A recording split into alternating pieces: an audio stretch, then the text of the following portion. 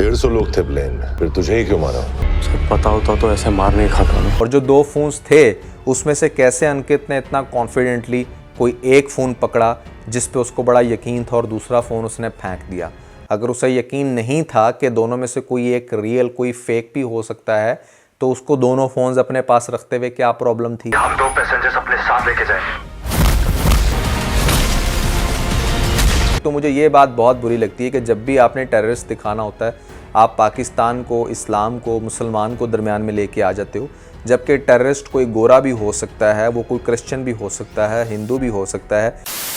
Hello guys, this is the first episode of Netflix series. यहां पर discuss करेंगे आज हम चोर निकल के भागा, एक ऐसी मूवी जो कि हाल ही में लॉन्च की गई है। बहुत ही कमाल की कास्ट है इसके अंदर। So this movie is all about plane hijack. जब आप ये सुनते हो प्लेन हाईजैक के बारे में तो एक काफी क्यूरियोसिटी माइंड में आती है कि मतलब क्या होगा।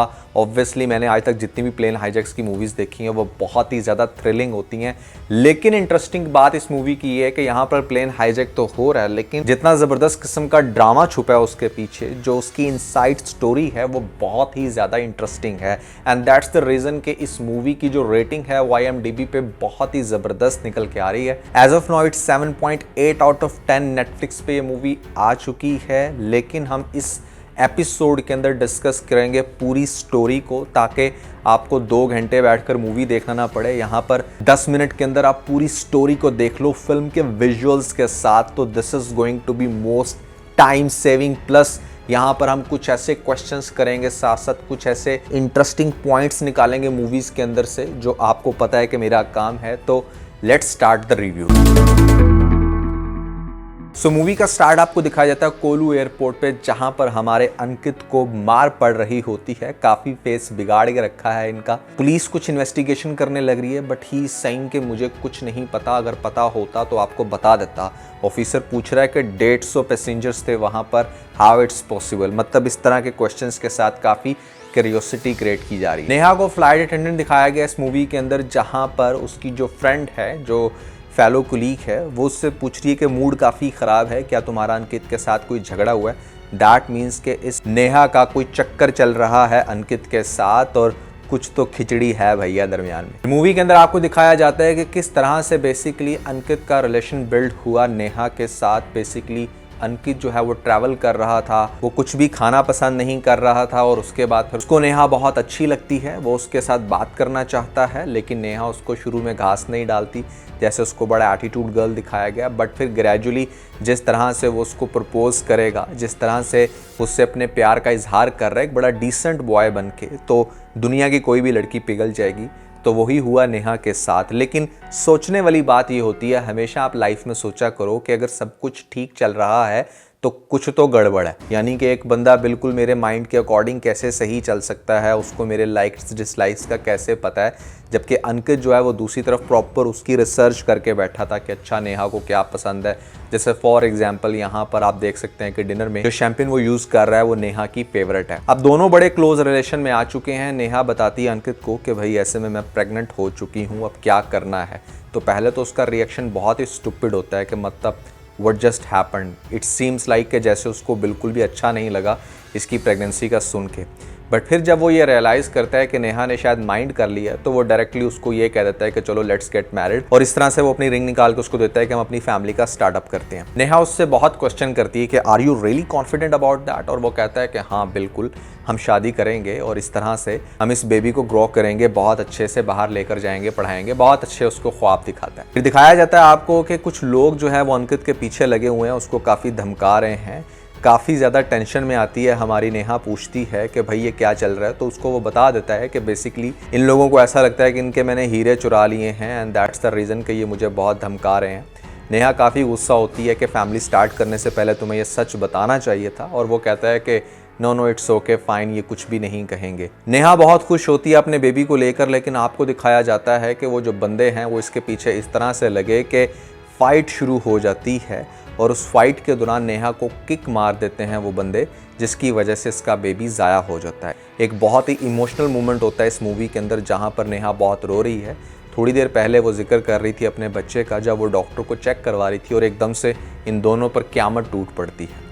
और फिर यहाँ पर ये लोग डिसाइड करते हैं कि हमें बिल्कुल चोरी करके भी अगर उनको हीरे वापस करने पड़े तो हम करेंगे, बट हम एक नई फैमिली स्टार्ट करेंगे। ये तो वो मूवी के सीन हैं जो आपको दिखाए जाते हैं कि सब कुछ बहुत अच्छे से चल रहा है, बस इन्होंने हीरे चोरी करने। लेकिन बिहाइंड द सीन जो थोड़ी सी स्टोरी आपको दिखाई जाती है वो ये कि वो जो हीरे हैं वो इंडियन होम मिनिस्टर के हैं। उसके पास उन्होंने आना है कहीं बाहर से, और इस चीज़ की इन्फॉर्मेशन उसके मैनेजर के पास है और अंकित के पास है, जो कि कहीं ना कहीं इनके लिए काम करता है। अंकित जो है वो अंदरूनी खाने इस मैनेजर को ग्रैब करने की कोशिश करता है कि तुम बस मुझे पासवर्ड बता देना, हीरे हम रखेंगे, पैसा हमारे पास आ जाएगा, उसके बाद फिर हम कहीं पर भी जाके ज़िंदगी गुजारें, तुम्हें टेंशन लेने की ज़रूरत नहीं है, छोड़ो ये सरकार की नौकरी। अब वो मान तो जाएगा ये बात, लेकिन होगा ये कि भैया जिस तरह से कोरियर जिसने लेकर आने थे वो हीरे, वो बंदा एंड टाइम पर चेंज हो जाता है। ये शायद जो भेज रहे थे लोग, उनकी स्ट्रैटेजी होगी कि हम दिखाएंगे कुछ, करेंगे कुछ, ताकि यहाँ पर पता ना चल सके। इस फ्लाइट के मोमेंट में बड़ा इंटरेस्टिंग आपको वो सीन दिखाया जाता है जहाँ पर नेहा को भी पता होता है इस बात का कि हमने हीरे चुराने हैं, बट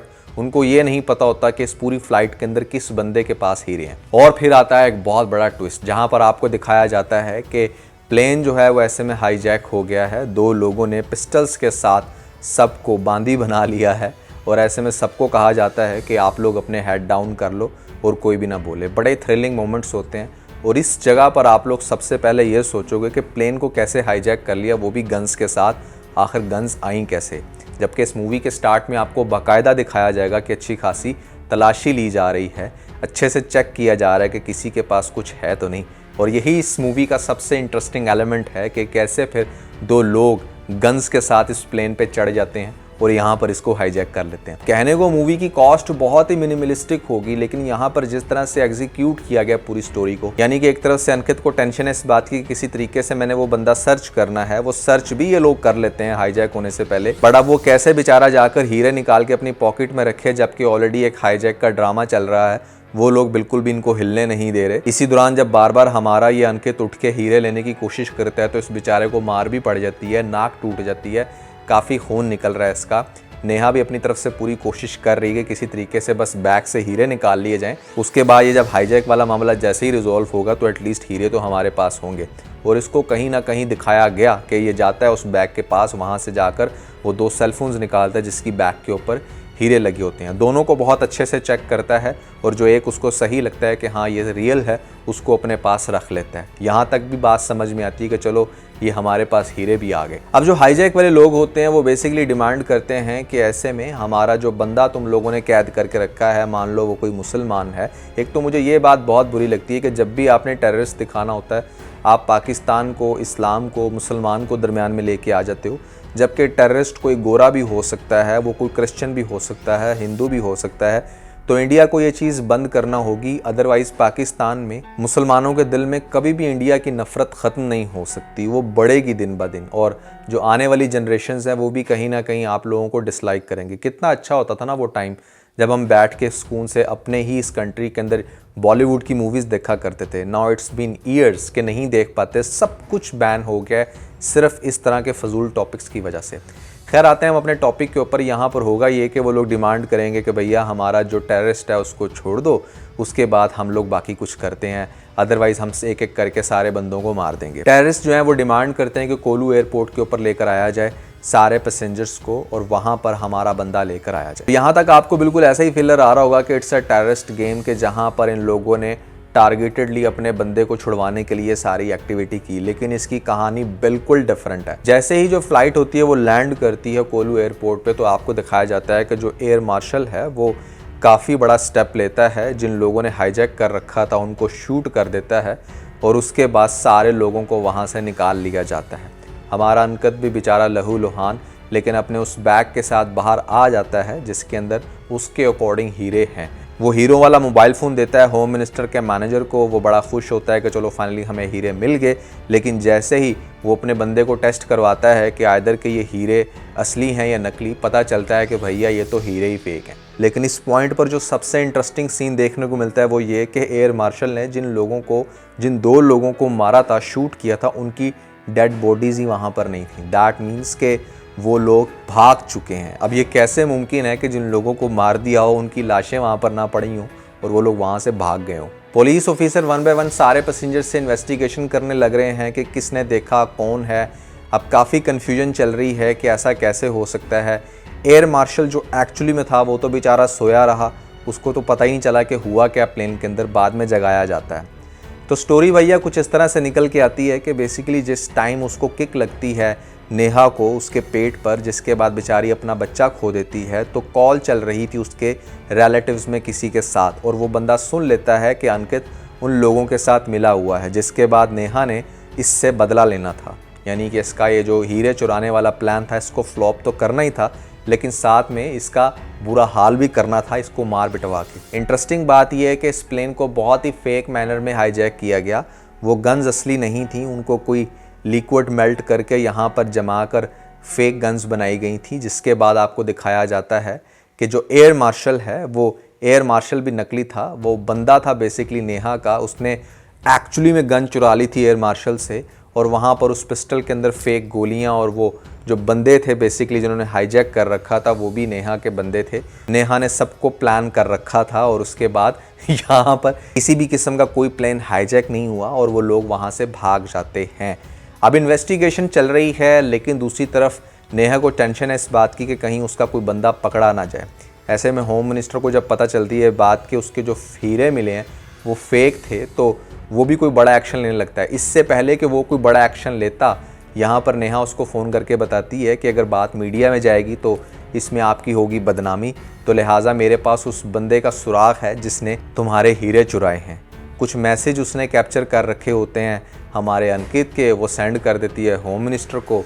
होम मिनिस्टर कहता है कि भैया यहाँ पर इन्वेस्टिगेशन ख़त्म की जाए, और अंकित को पहुँचाया जाता है उसके पास। काफ़ी ज़्यादा उन लोगों की छितरोल चलती है, और इस तरह से आपको दिखाया जाता है कि नेहा जो है वो अपने मिशन में कामयाब हुई। स्टोरी काफ़ी इंटरेस्टिंग है, बहुत ज़्यादा ड्रामेटिकली इसको दिखाया जाता है। इट्स नियर टू इम्पॉसिबल कि जहाँ पर आप किसी प्लेन को हाईजैक करके इतना सब कुछ कर लो और सब कुछ एज पर प्लान बिल्कुल ठीक हो जाए। फिल्म है और ऑब्वियसली फिल्म्स में कुछ भी दिखाया जा सकता है एंटरटेनमेंट पर्सपेक्टिव से, लेकिन काफ़ी ज़्यादा फेक स्टोरी लगती है इस मैनर में कि ये चीज़ पॉसिबल नहीं है। यू नो, कोई भी फिल्म या कोई भी ड्रामा आपको अच्छा तब लगता है जब जो सीन उसमें दिखाया जाए वो नियर टू पॉसिबल हो, नॉट इम्पॉसिबल। तो इसके अंदर बहुत सारे कोइंसिडेंट्स और बहुत सारी ऐसी चीज़ें दिखाई गई हैं जो कि एक एंटरटेनमेंट पर्सपेक्टिव से तो ठीक हैं, लेकिन अगर आप मेरा उस पर रिव्यू लें कि भैया क्या ये पॉसिबल है, क्या कोई ऐसा कर सकता है, तो एब्सोल्युटली नॉट। मूवी आपको देखने का बड़ा मज़ा आएगा, अच्छा एंटरटेनमेंट पैकेज है, लेकिन बहुत सारे क्वेश्चन रेज होकर निकलते हैं कि भैया सबसे पहले तो ये कि जब फ़ोन आना ही एक था जिसके ऊपर हीरे लगे होने थे, तो 2 फ़ोन्स क्यों आए, क्यों भेजे गए 2 फ़ोन्स, उसके पीछे क्या मकसद था, और जो 2 फ़ोन्स थे उसमें से कैसे अंकित ने इतना कॉन्फिडेंटली कोई एक फ़ोन पकड़ा जिस पे उसको बड़ा यकीन था और दूसरा फ़ोन उसने फेंक दिया। अगर उसे यकीन नहीं था कि दोनों में से कोई एक रियल कोई फेक भी हो सकता है, तो उसको दोनों फ़ोन्स अपने पास रखते हुए क्या प्रॉब्लम थी। और इसी तरह के बहुत सारे क्वेश्चंस निकल कर रेस होते हैं कि जहां पर फ्लाइट के अंदर जो कुछ भी हो रहा होता है वो सब कुछ कैमरा रिकॉर्डेड होता है, तो एज सच क्यों इतनी इन्वेस्टिगेशन करनी पड़ रही है कि एग्जैक्टली क्या हुआ। मतलब एज ऑफ माई नॉलेज के इस तरह की जो बड़ी एडवांस एयरलाइंस हैं वहाँ पर सब कुछ रिकॉर्डेड होता है, अंदर कैमरे लगे होते हैं, तो उनकी मदद क्यों नहीं ली गई इस चीज़ को इन्वेस्टिगेट करने के लिए कि क्या चल रहा था। लास्टली आपको ये क्यों नहीं दिखाया गया कि भैया यहाँ पर वो जो हीरे थे वो एक्चुअली में फिर किसके पास गए, क्या नेहा के पास गए। हो सकता है कि नेहा के पास ही गए हों, क्योंकि लास्ट सीन में दिखाया गया था कि हाँ भाई अब वो बेसिकली फ़्लाइट पे जा रही है किसी जगह पर, दैट मीन्स कि उसके पास खुला पैसा आ गया। लेकिन इतनी बड़ी अमाउंट के हीरे किस तरह से उसने कन्वर्ट करवा लिए कैश में या बैंक में, क्या किया होगा एग्जैक्टली, थोड़ा सा दिखाना तो चाहिए था ना। क्योंकि सिर्फ मूवी का सिनेरियो बना देना बड़ा इजी बात है, लेकिन उसको फिर बाद में किस तरह से उसने कैश किया, किस तरह से और किस पॉइंट पर उसने वो हीरे चुराए थे, ये अच्छे से दिखाते तो मेरे ख्याल से ज़्यादा सेंस क्रिएट होती इस मूवी की। ओवरऑल एक अच्छी मूवी है। That's everything about the story. आप लोग ज़रूर देखिएगा, होपफुली आपको ये मूवी देखने का बड़ा मज़ा आएगा। So this is the first episode of Netflix movie series, जहाँ पर मैं आप लोगों को 1 बाय 1 मूवीज़ की सारी स्टोरी बताऊंगा ताकि आप लोग समझ सको कि क्या चल रहा है नेटफ्लिक्स के ऊपर, क्या आपको देखना चाहिए क्या नहीं, और जो नहीं भी आपने देखा वो आप इस 10-15 मिनट की मूवी के अंदर सब कुछ सुन के समझ लें। अगर आप लोगों ने मेरा लेटेस्ट व्लॉग नहीं देखा तो ऊपर आपको लिंक मिल जाएगा, जल्दी से लिंक पे क्लिक करके वीडियो देख के अपना फीडबैक मुझे ज़रूर दीजिएगा।